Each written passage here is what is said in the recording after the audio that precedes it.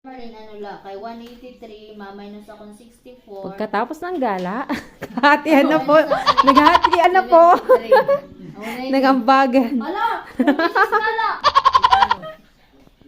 Hindi mo Magaling. na ako. Nagkakalituhan na po. Nagkakalita. 183, minus 64 grams. Minus 73 nga. Oh, grocery. My God, 46 na timig ang tagag. 46. Malaking ano. Tuwin quarter. 46 Mga lang. bituin sa Langit. sa langit. Okay na bang hatian? Ay, gapa. Gala pa more. Girl, gala pa more. Itong sukle, te.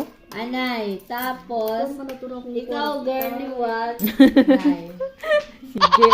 180 timbareda na ako. Minus, 50. sige, 50,000. 133 na lang. Okay. Got it. Sige, Diyos ko, hindi ko na ako na magpipira na lang. Ako, waray na. Wow. Balik-balik la. Kakaunang pa inibuwas. Sa ginawa, mamasahe 20.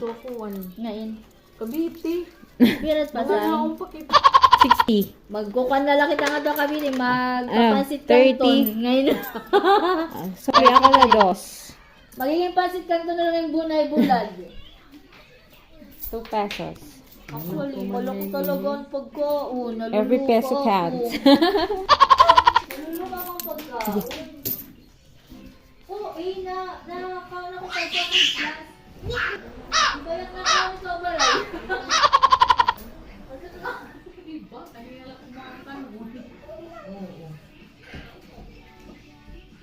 Neneng! Nakapaggala na yan. Natupad natin yung isang pangarap ni tatay. Pagkagala dito sa Baguio, no?